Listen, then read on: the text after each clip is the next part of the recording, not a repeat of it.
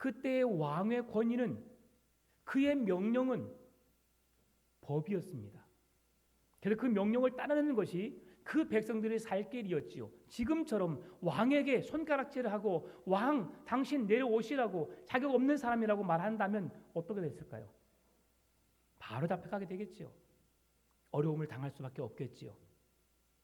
그런데 그들이 왕의 권위의 위험을 알고 있었고, 또한 그들은 왕뿐만이 아니라 그들이 믿는 하나님, 신의 권위가 얼마나 위대한지를 알고 있었습니다. 그래서 오늘 성경은 그 신의 위엄, 하나님의 높으심이 얼마나 위대하신지를 성경은 말씀해 주고 있는데요. 오늘 본문의 1절, 2절, 3절을 같이 읽어보겠습니다. 자, 시작. 여호와께서 다스리시니 만민이 떨 것이요, 여호와께서 그룹 사이에 좌정하시니 땅이 흔들릴 것이로다. 시온에 계시는 여호와는 위대하시고 모든 민족보다 높으시도다. 주의 크고 두려운 이름을 찬송할지니 그는 거룩하심이로다. 아멘. 네. 죄송합니다. 제가 너무 크게 보여서 부담스러우시죠? 예. 1번 콜 불러 주십시오. 네. 네, 좋습니다. 너무 아담하고 이쁘지 않습니까? 제가 부담스러워서 제가 못 하겠어요. 네. 감사합니다. 여호와께서 다스리시니라고 말하는 것은 그 나라의 모든 것의 주인 되심을 말씀하는 겁니다. 여러분, 여호와께서 왜 다스리실까요? 다스리는 이유가 무엇일까요? 다스리는 모든 공간의 주인이시기 때문입니다. 여러분, 오늘 우리는 이 교회에 함께 예배하고 있습니다. 이 교회를 향해서 여러분 뭐라고 말합니까? 당신네 교회라고 말합니까? 아니면 누구네 교회라고 말해요? 우리 교회라고 말합니다. 우리라고 하는 것은 매우 친근감이 있지요. 우리 하나님을 향해서 우리는 우리 하나님이라고 고백합니다. 왜 그렇습니까? 나의 하나님이시기 때문이죠. 근데 그 만물을 말씀으로 창조하신 이가 여호와께서 이 세상을 다스리신다라고 말씀합니다. 다스린다는 것은 무슨 말씀입니까? 이 다스림의 모든 세상은 하나님의 소유이심을, 하나님이 창조하셨음을 우리에게 말씀해 주는 것입니다.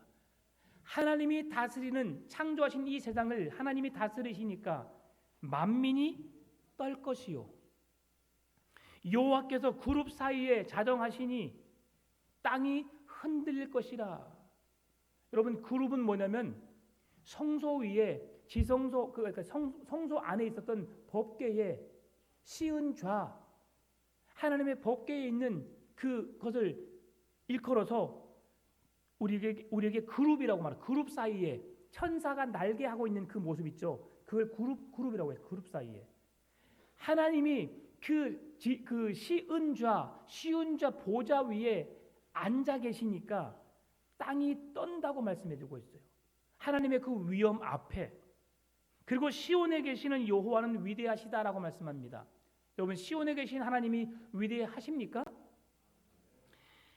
여호와께서 통치하시기 때문에 시온이라고 하는 곳이 여호와께서 허락하시는 귀한 땅이기 때문에 우리가 그렇게 말하는데요. 여러분, 실제로 우리가 지난 시간 어제 그저께 우리가 시온에 대해서 배웠습니다. 시온과 유다에 대해서 배웠어요. 시온이 뭐냐? 시온은 예루살렘에 있는 작은 언덕, 산의 이름입니다. 근데 그곳에 여부수 사람이 살고 있었어요. 여부수 사람이 살고 있었는데 다윗이 왕이 되면서 그 땅을 정복하였습니다. 다윗의 시대 때 그 땅을 정복하여서 그 땅의 이름을 다윗성이라고 불렀습니다. 그리고 그 땅이 다윗성인데 그곳을 시온이라고 했고, 그 시온을 예루살렘 백성들의 대표적인 예표되는 동네로, 지역으로 시온성, 이것은 예루살렘 구원받은 하나님의 백성이라고 하는 곳에 그 깊은 뜻을 담고 있었습니다. 그곳이 시온인데요, 하나님이 이 땅을 언제 주시기로 약속하셨느냐? 이스라엘 백성들이 출애굽하는 그때에 가나안 땅에 들어가는 그 모든 땅을 내가 너희들에게 줄 것이라고 약속해 주셨습니다. 그런데 여호수아가 이스라엘 백성들을 이끌고 출애굽하여 가나안 땅에 들어갔을 때, 그리고 다윗이 왕위에 올랐을 때의 시간적인 차이는 400년입니다. 400년. 그러면 다윗이 왕위에 오르기 전까지 그 땅은 여부수 민족의 땅이었습니다. 오래도록 하나님이 영광 받으시는, 하나님이 사랑하시는 이스라엘 백성들이 거주하는 처소가 아니라 여부수 사람 이방 민족의 땅이었다는 것이지요. 그런데 그러한 가운데 하나님께서 여호수아에게 그 땅을 점령하라고 말씀하셨는데 12지파의 땅을 분배하고 각 지파별로 작은 전쟁들을 치르면서 결국 그 땅을 아직은 취하지 못했었다는 것이지요. 여호와의 계시의 말씀이, 약속의 말씀이 그들에게 아직 임하지 않은 때를 의미하고 있는 것입니다. 오늘 2절에서 시온에 계시는 여호와는 위대하시고라고 말씀하시는데 다윗이 그 땅을 점령하기 전까지는 위대하신 하나님은 시온에 계시지 않았다는 것이지요. 그러는 가운데 이제 다윗이 그 땅을 점령하고 난 이후에 그 암울한 시대에 마침표를 찍은 자가 다윗인데, 다윗이 그 땅을 정복한 이후에 그곳 이름을 다윗성이라고, 그곳에 하나님의 언약궤를 그곳에 두고 여호와께서 임재하시는 땅, 여호와께서 축복하시는 땅, 여호와께서 함께하시는 시온 땅이 된 것이라는 말씀입니다. 여러분, 그 시온은 그래서 여호와가 그곳에 계시기에 위대하신 땅이 된 것이고요, 모든 민족보다 높은 민족이 된 것입니다. 누가요? 이스라엘 백성들이. 누구와 함께하니까? 하나님이 그들과 함께하여 주시니까. 오늘 우리가 다른 세상의 그 어떤 사람보다 위대한 사람이 되는 줄 믿습니다. 위대하신 하나님께서 나와 함께하고 계시니까요. 나의 모든 삶을, 나의 모든 생각을 지키고 보호하시는 분이 위대하신 하나님이시니까요. 하나님의 그 위엄 앞에 세상의 모든 사람이 벌벌 떨 때에 우리들은 그 위엄 앞에 떠는 자들이 아닙니다. 주와 함께 노래하고 주와 함께 찬송하는 자들입니다. 그래서 오늘 본문의 3절에서는 주의 크고 두려운 이름을 찬송할지니 그는 거룩하심이니라. 오늘 성경은 하나님의 거룩하심을 이야기하고 있습니다. 여러분, 거룩은 무엇일까요? 거룩은 죄가 없는, 악이 없는 깨끗함 그 자체, 흠이 없는 그 자체를 말씀해 주고 있습니다. 여러분, 조금만 더 앞으로 돌아가 제가 한마디 더 말씀을 하고 넘어가야 되는데요. 여부수 사람들이 다윗을 어떻게 불렀는지 알아요? 다윗을 향하여서, 다윗은 하나님을 향한 온전한 믿음으로 어느 곳에서든지 주님을 찬송했고요, 맹렬한 사나운 짐승들이 그 앞에 나타났을 때도 물맷돌 하나로 그 짐승들을 무찔렀던 다윗입니다. 골리앗 장군 앞에 섰을 때에 그 수많은 성인 장군들이 그 앞에 나서질 못하고 벌벌 떨고 있던 그때에 골리앗이 하나님의 이름을 모욕했을 때에 너는 칼과 단창으로 내게 맞서지만 나는 만군의 여호와의 이름으로 맞선다고 고백하면서 그 적군을, 골리앗을 물리쳤던 멋진 믿음의 장군이 다윗이었습니다. 그런데 그 다윗을 향하여서 이 여부수 사람들이 뭐라고 말했는지 알아요? 사무엘하 5장의 말씀 보니까 시각장애인, 지체장애인들도 너와 싸우면 너를 이기겠다라고 다윗을 무시한 겁니다. 여러분, 사람들에게 무시를 당한다는 건 매우 어렵습니다. 나의 자존감을 훼손시키는 것은 나를 매우 힘들게 합니다.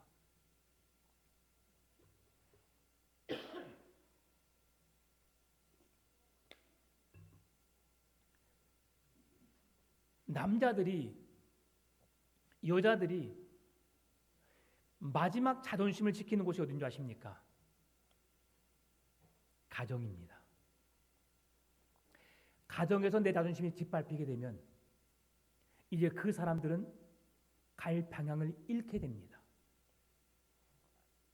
여러분, 사랑하는 남편의 자존심을 지켜 세워주시기를 바랍니다. 가정에서 여러분의 남편이, 여러분의 아내가, 여러분의 자녀가 무시당하고 짓밟힘 당하면 그들은 세상에 나가서도 무시당하고 짓밟힘을 당할 수밖에 없어요. 가정에서 존귀함을 당하고 사랑받는 자녀로 성장하게 되면 그들은 어디 가서나 사랑받는 자녀가 됩니다. 무능한 남편이 아니라 능력 있는 남편으로 가정에서 지켜 세워주면 그 사람은 어느 곳에 가든지 능력 있는 남편으로 서게 되어 있습니다. 이게 성경의 원리입니다. 여러분 가정이 작은 천국을 이룰 수 있기를 바랍니다.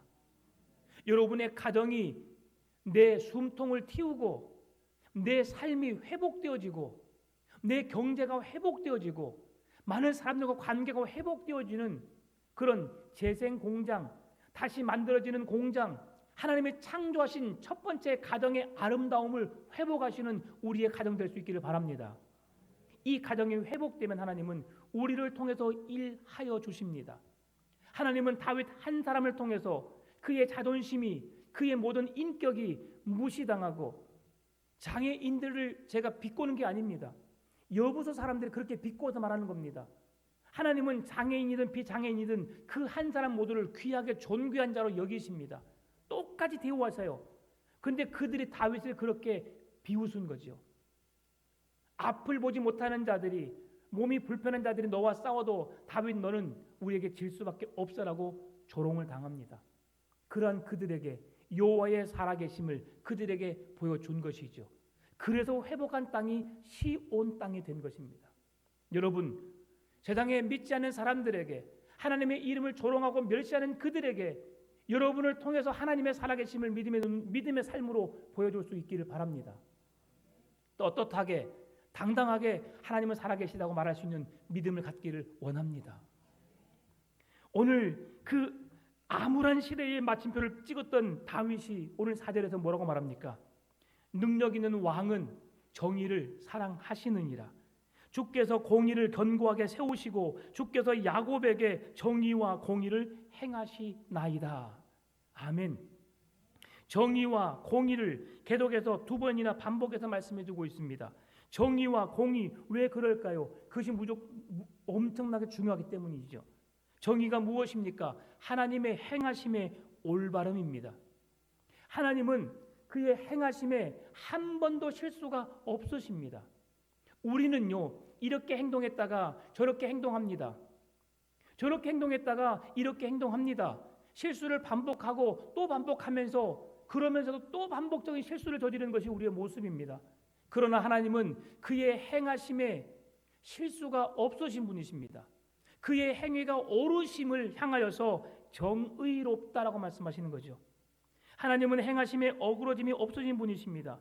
정의는 올바른 재판과 관련이 있습니다. 재판에서 유전, 무전, 유죄가 되지 않습니다. 뇌물을 받고 구분 판결을 하지 않고 사실에 입각하여서 진실한 재판을 하실 수 있는 분이 정의로우신 하나님이심을 오늘 성경은 말씀해 주고 있는 것이죠. 그렇다면 공의는 무엇입니까? 하나님의 성품의 올바름을 이야기하고 있는 겁니다. 하나님께 의롭지 않으신 것이 있을까요? 없습니다. 하나님은 의로움 그 자체십니다. 그러나 사람들은 본질적으로 죄인이기 때문에 완전히 공의로운 사람은 한 사람도 없는 것이죠. 그래서 의인은 없나니 한 사람도 없다고 성경은 말씀해 주는 것이지요. 가난한 사람과 먹을 것을 나누고 어려움 고통 가운데 있는 사람들과 함께하는 것, 그를 실천하는 것이 하나님의 공의입니다. 어려워하는 사람, 힘들어하는 사람, 지쳐있는 사람, 쓰러져 있는 사람, 그들에게 찾아가서 하나님의 사랑으로 그들을 보듬어 주는 것, 이것이 하나님의 공의입니다.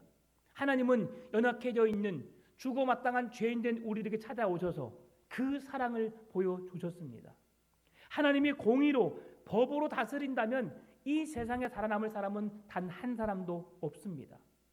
법 앞에 떳떳한 사람이 어디 있겠습니까? 우리는 이 세상의 질서도 지키지 못한 사람들입니다. 하물며 하나님의 법은 더욱 지키기 어렵지요. 그래서 하나님의 공평은 한쪽으로 치우치지 않습니다. 여러분, 아무리 잘생긴 연예인이라 할지라도 그의 외모가 탐나고 그의 능력이 탐나고 그의 가진 재능이나 그의 가진 모든 부와 권력, 명예가 탐난다 할지라도 하나님의 관심은 우리 사람의 기준에 있는 것이 아니라 은밀히 작은 자에게 한 것이 곧 나에게로 한 것이라 말씀한 것처럼 주의 말씀에 순종함으로 아무도 보지 않지만 그곳에서 은밀히 기도함으로 하나님의 뜻을 찾고 구함으로 하나님의 뜻이 이 땅을 통하여 나타나기를 힘쓰는 그들에게 하나님이 관심을 가지신 줄 믿습니다. 여러분들 주기도문 하잖아요. 하늘에서 뜻이 이루어진 것 같이 이 땅에서도 이루어지이다. 하나님의 선하신 뜻이 이 땅에 이루어지는 것이 하나님의 공의의 실현이라고 하는 것입니다. 저울추가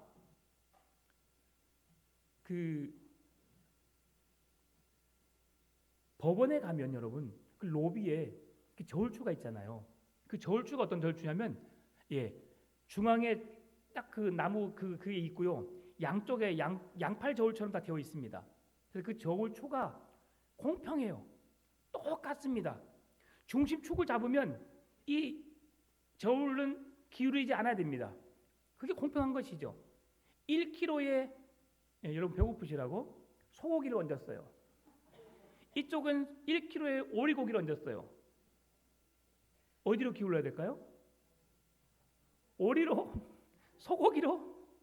똑같이 1kg씩 얹었어요. 어디로 기울여야 돼요? 기울지 않아야 합니다. 그렇죠? 이게 공평한 겁니다. 하나님의 마음은, 공의로우신 하나님의 마음은 어느 누구에게도 치우침이 없습니다. 모세라고 해서 더 사랑하고 일반 백성이라고 덜 사랑하는 하나님이 아니십니다. 여러분, 하나님은 목사만 사랑할까요? 아닙니다. 장로님만 사랑할까요? 아닙니다. 여호와께 진심으로 찾고 구하고 믿음으로 구하는 그들에게 주님은 찾아가셔서 그들을 만나주신 줄 믿습니다. 여러분의 상황과 형편과 처지를 아시는 분은 하나님이시거든요. 그 하나님께서 공의로우시고 정의로우시고 공평하신 분이심을 말씀해주고 있습니다. 빈부 귀천이나 남녀노소를 차별하지 않고 동일하게 대하신 분이 공평하신 하나님이십니다. 그 하나님께서 오늘 5절에서 너희는 여호와 우리 하나님을 높여 그의 발등상 앞에서 경배할지어다. 그는 거룩하시도다. 두 번째 거룩을 말씀해주고 있는 거예요. 시인은 공의와 정의, 공평을 행하시는 하나님을 우리 하나님이라고 고백하고 있습니다. 누구의 하나님이요? 우리 하나님. 우리 하나님은 누구의 하나님이에요? 여러분의 하나님이십니다. 여기에서 그의 발등상 앞에서 경배할지다라고 말씀합니다. 이 발등상이라는 것은 두 가지 의미로 사용됩니다. 하나는 왕이 그의 발을 내딛는 그 어떻게 보면 디딤돌과 같은, 왕의 보좌에 앉아서 그 발을 내딛는 디딤돌과 같은 것을 발등상이라고 말합니다. 여러분, 왕 앞에 엎드려 경배하잖아요. 왕 앞에 우리가 그의 이름 앞에 우리가 엎드려 절을 하잖아요. 그 앞에 있는 발등상에까지라도 우리가 절을 하는 것이 우리의 모습인데, 하나는 왕이 밟는 것을 발등상이라고 말하고 있고, 또 하나는 하나님의 궤, 하나님의 언약궤를 말하고 있습니다. 이것은 무슨 말씀입니까? 하나님이 임재하시는 곳, 하나님이 찾아오시는 곳, 하나님의 영광이 그곳에 가득한 곳에 우리가 그곳에 예배하고 경배하고 그의 이름을 찬송해야 함을 말씀해 주는 것이죠. 우리의 왕이신 하나님께 경배해야 하고, 그리고 이곳에 왕으로 오신 이곳에 임재하신 그 왕이신 하나님께 우리가 똑같이 경배해야 되는 것은 동일한 뜻으로 해석되어지는 것입니다. 그래서 오늘 우리가 하나님을 어떻게 해야 될까? 하나님을 경배해야 되는데 어떻게 경배해야 될까? 1절에서 5절의 말씀을 보면 온 우주의 통치자 되심과 세상 만민이 경외해야 할 대상이 누구인가? 하나님이심을 이야기하고 있습니다. 그래서 우리가 엎드려 그분을 경배해야 할 것을 말씀해주고 있고요. 이어지는 6절에서 9절 말씀 보게 되면 개개인의 하나님, 모세와 아론과 사무엘의 이름을 거론하면서 그분을 경배할 것을 말씀해 주고 있어요. 여러분, 사무엘, 모세, 아론의 공통점이 무엇일까요? 그것은 하나님과 백성들의 중재자 역할을 했다는 것이죠. 아론은 이스라엘의 초대의 대제사장입니다. 죄로 인해 죽어 마땅한 그들에게 대제사장으로서 1년에 한 번 대속죄일에 지성소로 들어가 백성들의 모든 죄를 용서하는 제사를 드리는, 하나님 앞에 본질상 진노의 자녀로 죽어 마땅한 그 죄인들을 향하여 단 한 번의 속죄 제사를 통해서 그 백성들의 모든 죄를 용서해 주는, 하나님과의 관계를 이어주는 중보자 역할을 감당하는 자가 누굽니까? 아론이었습니다. 그 뒤를 잇는 그 앞에 원래 모세는 누구입니까? 하나님의 임재, 하나님의 현현, 그의 상징적인 인물로 모세는 하나님과 대면한 자입니다. 그의 얼굴은 보지 않았지만 호렙산 떨기나무에 있었을 때에 불이 타는 것을 보고 그 앞에 나아가서 하나님을 배웠습니다. 그러나 넌 나를 볼 수 없다. 왜 그렇습니까? 죄인된 너가 나를 보는 것은 곧 죽는 일이다. 그런 하나님의 음성을 들었지요. 그리고 하나님의 부름을 받아서 여러 가지 10개의 재앙을 내리고 이스라엘 백성들을 출애굽하여 이제 광야의 길을 걸어가게 하신 거죠. 그러면서 시내산에서 구름 가운데 임재하시는 하나님을 만나게 되었고, 또 그곳 가운데서도 하나님이 주신 십계명을 받게 된 것이죠. 십계명을 받은 이유가 무엇입니까? 하나님의 백성이 그 말씀을 기준 삼아 그 백성들이 살아갈 것을 약속하신 말씀입니다. 이 말씀 또한 하나님과 이스라엘 백성들이 어떻게 살아야 할 것에 대한 기준을 제시해 놓은 것이고요. 그 중재자로서 모세가 중심에 서 있는 것을 보여주고 있습니다. 사무엘은 이스라엘의 마지막 사사입니다. 그러면서 마지막 선지자입니다. 첫 선지자입니다. 그리고 제사장이기도 합니다. 사무엘은 3가지 직임을 감당했죠. 그런데 그가 마지막 사사로서, 사사는 무엇입니까? 하나님의 뜻을 이루는, 하나님의 일을 감당하는, 하나님 앞에 부르짖는 백성들의 그 아픈 마음을, 그들의 소원을 이루어 주는 자, 그 문제를 해결해 주는 중재자 역할을 하는 것이 사사입니다. 선지자도 마찬가지죠. 하나님께 들은 말씀을, 계시의 말씀을 백성들에게 전하여서 그 말씀대로 살아내도록 이끄는 자. 제사장은 말할 것도 없지요. 백성들의 죄를, 하나님께 용서를 구하는 제사를 드리는 자. 이 세 사람의 공통점이 무엇이라고요? 하나님과 백성들을 잇는 중재자 역할을 했다는 것이죠. 그러면 그들의 이름을 거론한 이유가 무엇이라고 했습니까? 그들의 간구에 응답하시고, 응답하실 뿐만이 아니라 그들의 모든 죄를 용서하시는 하나님을 나타내기 위함입니다. 하나님은 오늘도 여러분의 기도를 들으시는 줄 믿습니다. 그렇지만 여러분의 수많은 죄악을 통하여 하나님이 여러분을 진노하실 수 있고 심판하실 수 있지만, 하나님은 그런 작은 죄까지도 용서하기를 원하시는 하나님을 우리에게 보여주고 있습니다. 7절 말씀입니다. 여호와께서 구름 가운데에서 그들에게 말씀하시니 그들은 그가 그들에게 주신 증거와 율례를 지켰도다. 이 백성들이 행해야 될 일이 무엇입니까? 하나님이 주신 증거와 율례를 지키는 겁니다. 여러분 주신 말씀을 지켜 행하시기 바랍니다. 말씀을 여러분의 미간에, 문에 붙이고 그 말씀대로 살아내기 위해서 몸부림치고 그 말씀이 현실로 이루어지는 삶을 살아내시기를 바랍니다. 마지막으로 8절 9절입니다. 여호와 우리 하나님이여, 주께서는 그들에게 응답하셨고 그들의 행한 대로 갚기는 하셨으나 그들을 용서하신 하나님이시니이다. 너희는 여호와 우리 하나님을 높이고 그 성산에서 예배할지어다. 여호와 우리 하나님은 거룩하심이로다. 세 번째로 거룩하신 하나님을 이야기하고 있는 겁니다. 오늘 본문은 거룩하신 하나님을 3가지로 묘사하고 있습니다. 첫 번째로 3절에 주의 크고 들어온 이름을 찬송할지니 그는 거룩하심이로다. 거룩하신 하나님 앞에 어떻게 하라고요? 크고 두려운 이름을 찬송하라고요. 우리가 거룩하신 하나님 앞에 행할 일이 무엇입니까? 찬송을 올려드리는 삶입니다. 두 번째 5절입니다. 그의 발등상 앞에 경배할지이다. 우리를 구원하기 위해 이 땅에 임재하신 그 하나님의 위엄 앞에 그분을 경배하라. 그분은 거룩하시기 때문에 세 번째 마지막 구절에서 그의 성산에서 예배할지어다. 여호와 우리 하나님은 거룩하시기 때문에 여러분 오늘 우리가 교회 오자마자 하는 게 뭡니까? 기도하고 찬송하고 말씀 앞에 서서 하나님을 예배하는 것입니다. 거룩하신 하나님 앞에 거룩한 하나님의 백성이 마땅히 해야 할 일이 찬송과 감사와 예배라고 하는 것이죠. 여러분 찬송과 경배로 하나님께 영광을 올려드리는 여러분 되시기를 바랍니다. 구별된 하나님의 자녀로서 우리가 마땅히 해야 할 일이 무엇이라고요? 거룩하신 하나님처럼 거룩하게 구별된 삶을 사는 것입니다. 거룩하게 구별된 삶이 무엇입니까? 하나님의 자녀답게 하나님을 찬송하고 하나님을 예배하는 삶입니다. 이게 거룩한 하나님의 백성들이 살아가는 삶의 모습인 거죠. 거룩하신 하나님을 닮아가는 여러분 되시기를 바랍니다. 우리의 삶에 2023년도에도 앞으로 2024년도에도 날마다 우리의 입술을 통해서 찬송과 감사가 넘쳐나는 삶이 되시길 바라고요. 끊임없이 하나님을 예배하는 예배 백성이 되어서 하나님이 우리와 함께 하시고 우리의 모든 삶을 책임지시는 은혜가 충만하게 넘쳐나게 되시기를 주의 이름으로 축원합니다.